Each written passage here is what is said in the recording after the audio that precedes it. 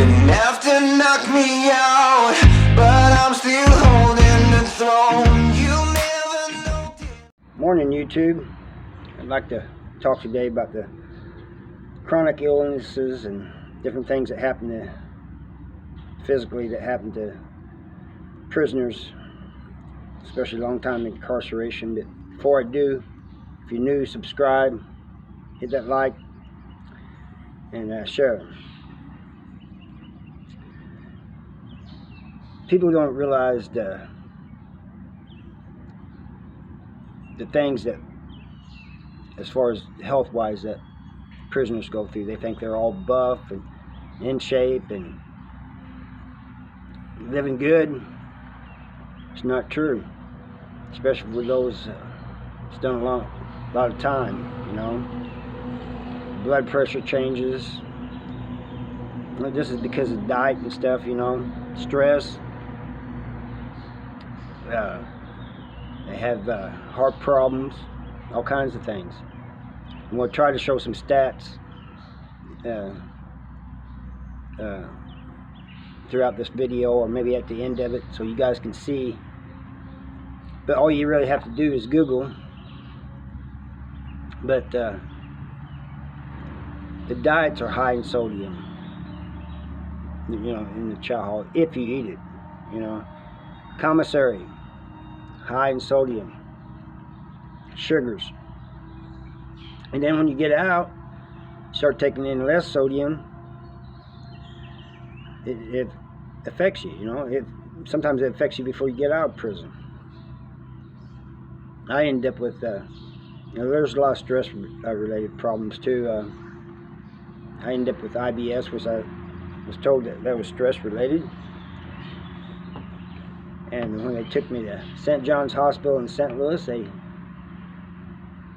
diagnosed me with IBS and told me that it was because of stress, and they asked me why I was stressed.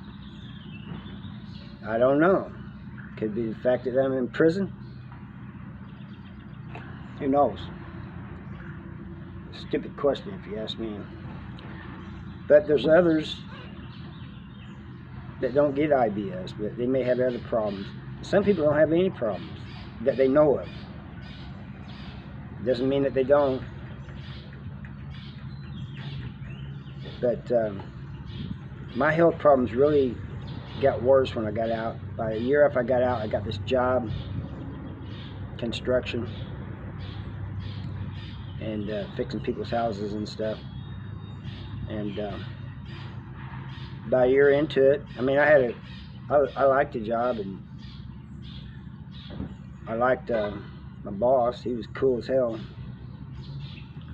But by a year into it, he started noticing that I was forgetting things, and he talked to me about it. And I said, I don't know, you know, I feel all right. Then I started having this feeling of like butterflies in the stomach, but it was in the chest instead of the stomach. And then one day, my blood pressure dropped like a rock, and I stopped breathing. It took me to the emergency room, and this happened a few times. And I was diagnosed with this lung disease that I didn't even know I had, but I'm not even sure if I'm saying the name right. It's like sclerosis or something like that. And but I contribute that to my smoking. So I'm not blaming the prison on that. But they said that the other problems came with a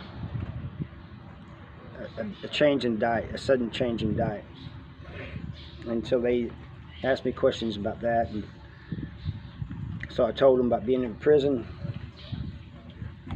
And one of them said, you know, I kind of figured that. He said, you ain't the only one that's been in here that we've dealt with that long-term incarceration. You guys getting all that sodium when you get out. He said it'd almost be better that you kept up the high sodium diet. But he said it should get better, and it has gotten some better, but I still have problems, but nothing like I was. But when it really bothers me is on hot, humid days. If I'm active on hot, humid days outside, then there's a good chance that I could end up in the hospital, you know. So I got to watch that. It's humid today, but it's rainy and it's cool, so it ain't too bad. But I just want to make people aware of this, and also it's like where we sleep and stuff. They ain't the healthiest things, but you know, it's prison. You know, it is what it is. I know that's what some of you are going to say, but I'm not complaining. I'm just letting you guys know the facts. This one thing I read said that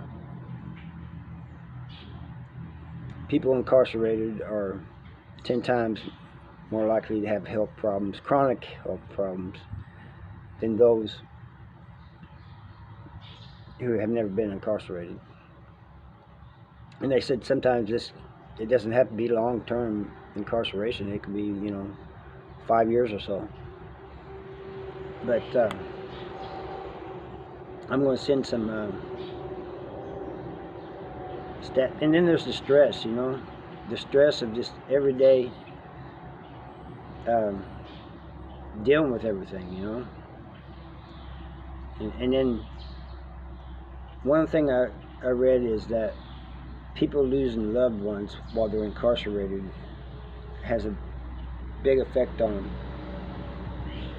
And I never even thought about that.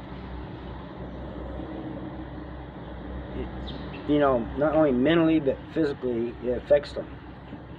And that's one thing I'd never even thought about, you know. And when they broke it down, explained it, I was thinking, wow, you know, somebody losing somebody is, no matter where they're at, it's bad.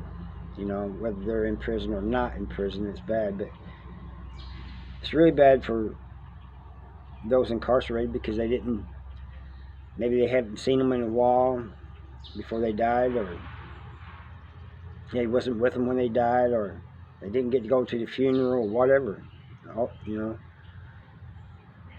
And then that's just covering the physical and maybe a little bit of mental aspect.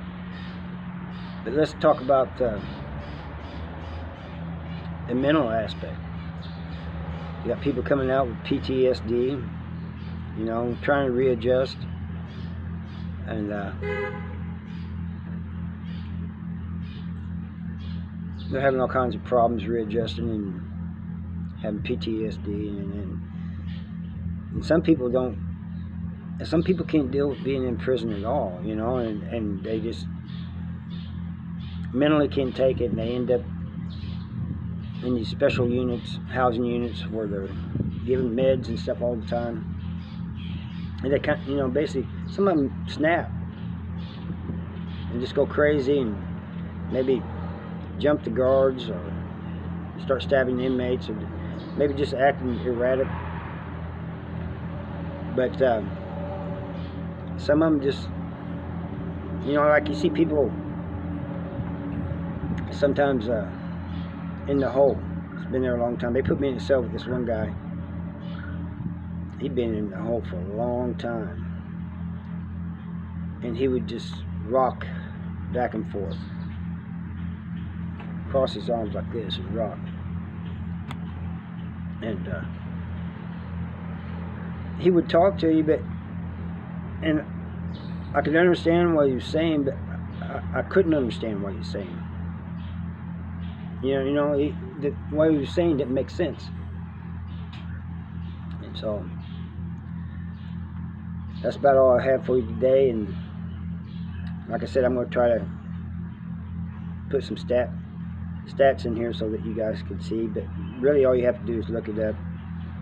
thank you for watching, and hit that subscribe. Talk to y'all later. Bye.